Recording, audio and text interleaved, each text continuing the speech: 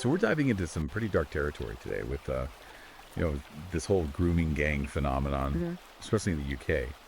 And we asked you guys what you wanted to explore, and this was one of the top requests. A lot of people So we're going deep. submitted this one. Yeah, into Conrad Reicher's 2025 book, Grooming Gangs, A Nation's Betrayal of Its Children.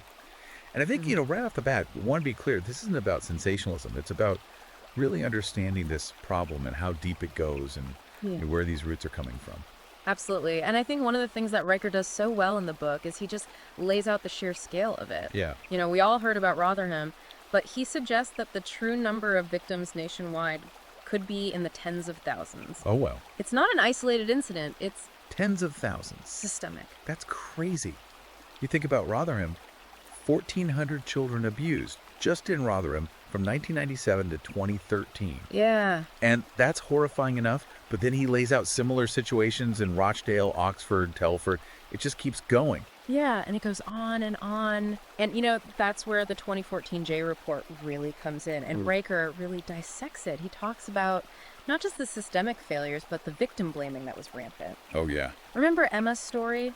12 years old, abused in Rotherham, but the authorities just labeled her a troublemaker. I remember that. Yeah. And it makes you wonder how many Emmas are out there, just completely dismissed and unheard. Yeah. And I think one thing that really got me when I was reading this was just how sophisticated these gangs were operating. Oh, yeah. It's not just, physical abuse. Yeah. It goes way beyond that. It's methodical. They prey on vulnerable individuals. Yeah. Often, girls from broken homes or girls lacking support systems. Right. Then comes the love bombing, the showering with gifts and affection, making the victim feel special. Right. And really isolating them from their real support network. It's so insidious. It's like creating this dependency, this warped sense of reality. Exactly. Where the abuse becomes normalized. Exactly. The abuse just becomes normal. It's all they know.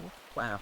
And of course, drugs and alcohol often involved in this, Oh, of course. just to further break down any kind of resistance they might have.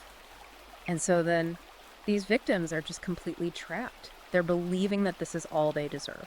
Absolutely. And Riker goes into detail about the institutional failures Yeah. that allowed this to go on. He doesn't hold back. He calls out the police, social services, schools, even the healthcare system. It's like everyone was looking the other way. It really is. And one of the key factors that Riker highlights is this fear of accusations of racism Oh, yeah. that paralyzed a lot of these institutions, particularly the police. Especially the police, yeah. There was this one case in Rotherham where a 14-year-old girl reports abuse, and the police tell her it's a lifestyle choice. Wow. Can you imagine that? It's unbelievable. And it wasn't just the police. It was social services, schools, like you said, even healthcare, where victims were being ignored or blamed. It's a total systemic breakdown. Yeah. It really is. Yeah. And one thing that is so frustrating that he highlights is just a lack of coordination between all these different agencies. Absolutely. Like the right hand doesn't know what the left hand is doing. Yeah, the information's not being shared. Opportunities to intervene are missed. Missed opportunities. Yeah. It's tragic. This one part of the book where he highlights this case in Telford, Yeah. where his victim's counselor tells her to just move on. Yeah. Imagine the lack of understanding there. The dismissal of this girl's trauma. Absolutely. It's infuriating. And Riker argues that, part of this stems from these bureaucratic inefficiencies Yeah. that plague these institutions, understaffing, lack of training, Complacency. all of that played a role. Yeah, it all plays a role. Yeah. And what you're left with is a sense that these girls were just completely vulnerable, Totally. let down by the very people who should have been protecting them. Yeah, it's really tough to read. It is. And in the next part, we're going to kind of dig deeper into some of the cultural factors here. Yeah. And the long-term impact on these victims. It's heavy stuff, It is. but it's crucial to understand. Yeah, absolutely crucial to understand the full picture. Okay. We can't just scratch the surface here. Absolutely. We got to dive deep. We got to dive deep. All right, we'll be back in a minute with part 2. It's tough to even imagine the impact this has on these girls. Right. The victims, it goes so much deeper than just, the physical and sexual abuse. Oh, absolutely. The psychological trauma. It's immense. Riker talks about high rates of PTSD, depression, anxiety, Yeah, and tragically, even suicidal ideation absolutely. among survivors. And, it's interesting because he points out how a lot of these girls, Yeah. were already vulnerable Yeah. before the abuse even started. Right. A lot of them were from broken homes. Right. They didn't have the support systems. Yeah. They were already dealing with trauma Or mental health issues. or mental health issues. And then to have this kind of abuse on top of that, Yeah. it's just a recipe for disaster. It's a recipe for devastation. Yeah. And he talks about Yeah. this one girl, Sophie from Newcastle, Yeah. who overdosed after years of abuse. Yeah. That's one of the things that really stuck with me too. It's heartbreaking. It really is. And you read those stories and you think about, okay, so the abuse happened. Right. But the damage extends far beyond that. Right. It affects their relationships, their ability to trust, Right. their education. Their future employment. Yeah, their employment, even their ability to parent in the future. It's a cycle. It is. It's a cycle of, abuse just breeding more abuse in a way. It really is. And it makes you think about the role the media played in all of this. Oh, absolutely. Riker points out how initially the media completely failed Yeah. to report on these grooming gangs. They didn't want to touch it. It's almost like Yeah. they were deliberately suppressing these stories. Like Yeah. it's too uncomfortable to even acknowledge. Exactly. And what does that do to the victims? It makes them feel invisible. Right. Like their stories don't matter. Exactly. And it allowed this abuse to continue for years. Unchecked. Unchecked. Yeah. And I think there was this fear, of covering these stories. Right. Especially when it came to, the perpetrators being from, certain ethnic or religious backgrounds. Right. It's like political correctness trumped, the safety and well-being of these children. It's like they were afraid to offend Exactly. certain groups. Yeah. And those kids were just left out to dry. And those kids were left to fend for themselves. Yeah. And I will say that Riker does acknowledge that investigative journalism ultimately played a huge role Absolutely. in exposing the truth. Oh, yeah. He highlights those brave journalists who actually broke the silence. Yes, heroes. The real heroes here. Yeah. And they pushed for accountability. Right. And they helped bring these crimes into the light. Finally into the light, yeah. And it's a reminder that the media can be a powerful force Oh, absolutely. for both good and bad. A double-edged sword, right? Yeah. And it just underscores the need for responsible reporting. Absolutely. Facts over sensationalism. Yeah, you got to stick to the facts. You got to report on what's actually happening. And to Riker's credit, he doesn't just lay out the problems. No, He offers some potential solutions. he does. And he starts with education. Yeah, which makes sense. Yeah. If you want to stop this from happening, you got to equip children with the tools Right. to recognize it and resist these situations. Yeah, so what are the signs? Exactly.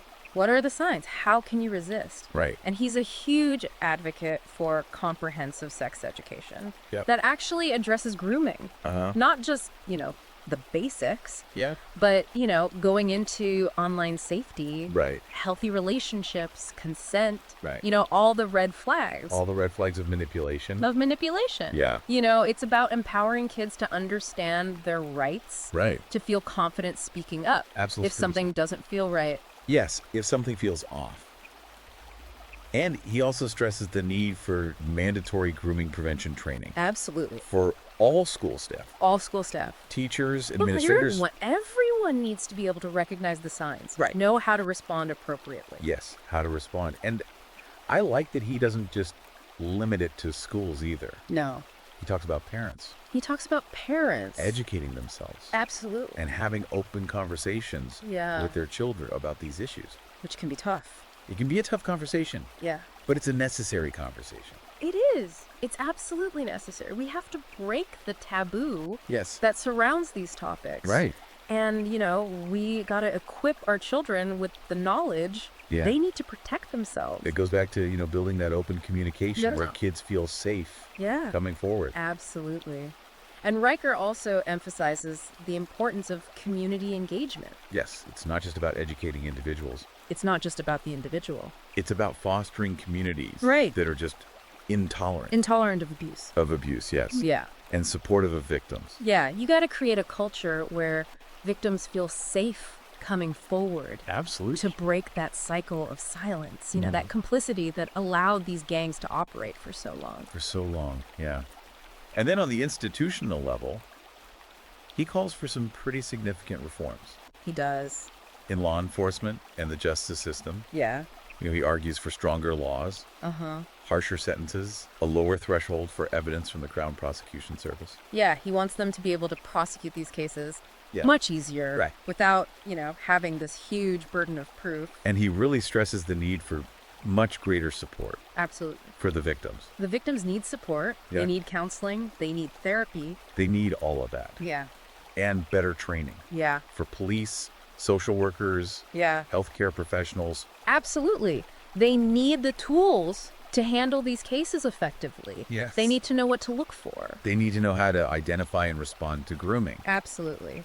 And ultimately, Riker says it comes down to political will. Political will, yes. We need leaders who are willing to prioritize child safety, Yes. even when it's politically unpopular. Even when it's politically risky. Even when it's politically risky, they got to take a stand. They got to do what's right. They got to do what's right. And one thing that I found really insightful in the book is his analysis of how both the left and the right have engaged with this issue. It's fascinating, isn't it? It is. Because both sides have really kind of dropped the ball here. They have in different ways, yeah. Very different ways. And Riker, he argues that the far right has often exploited this issue for political gain. Right. Using divisive rhetoric, fueling anti-immigrant sentiment. Yeah, and they really hone in on, Yeah. the ethnicity and the religion of the perpetrators. Absolutely. And they ignore the broader systemic issues. Right, exactly. It's just about, pointing fingers and creating fear. Yeah, and it's dangerous. It's very dangerous. Because it leads to discrimination Absolutely. against innocent people. Yeah, and then you look at the left.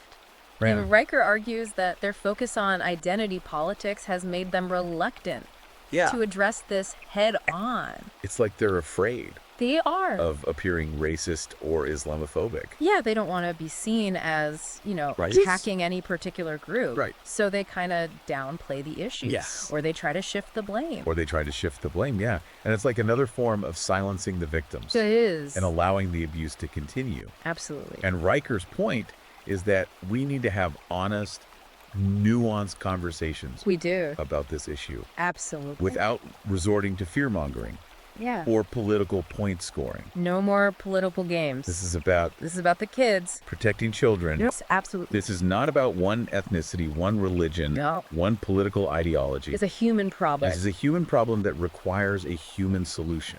Absolutely. We need a human solution, and we need to move beyond our biases. Yes, beyond our biases. And work together and work together. to create a safer world for our kids. Exactly. It's a Yeah. powerful message. It is. And in the final part, Yeah. we're going to delve a little deeper into Riker's call to action. Okay. Explore the cultural and religious factors he highlights. Yeah. And really look at his suggestions for a way forward. Yeah. It's a tough one, right? It- How do we address those cultural and social factors yeah. that contributed to this problem? Without falling into that trap Yeah. of bigotry and prejudice. Right, because we can't just ignore it. Right. Riker, he argues we can't afford to ignore the role of culture and community, Right. but we got to be careful. Absolutely. And he talks about those dangers of cultural relativism, Uh-huh. where that fear of offending certain communities.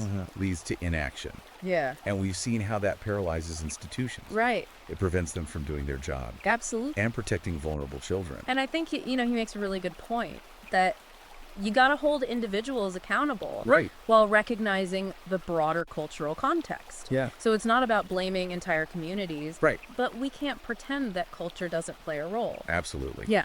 And he also tackles, that sensitive topic of religion. Yeah. And, he's careful not to demonize any particular faith. Right. But he points out how, sometimes religious leaders Yeah. provided moral cover Yeah. They gave cover. for these grooming activities, Absolutely. and how some individuals twisted religious texts Yeah. to justify those harmful attitudes towards women and girls. And it's hard to hear. It is. But these are the kinds of things we have to examine if we Yeah. want to get to the root of the problem. Yeah. And he's calling for honesty and an open dialogue. He wants to challenge those harmful interpretations of religious texts Yeah. and promote a more, respectful and egalitarian understanding of faith. Absolutely. And I think ultimately, Yeah. Riker's book is a call for a more nuanced Yes. and informed approach Yes. to the whole issue of grooming gangs. Right. It's a challenge to move beyond the simple narratives. And the sound bites. Yeah, we hear from both sides. Yeah, from the left and the right. You know, this isn't a black and white issue. Absolutely not. This is a very complex issue. It is, and it Oh, yeah, requires so nuance. Yes, absolutely. Really, and understanding. So as we're kind of wrapping up this deep dive here, Yeah. what are your key takeaways? What are you thinking about? I think for me, the thing that really sticks with me is just the sheer scale of this problem. Yeah. And how these systemic failures Yes. allowed this to flourish for so long. For so long. You know, it's a reminder that we can't be complacent. Right. We all have a responsibility to be vigilant, Yes, to speak up when we see something wrong. absolutely. Hmm.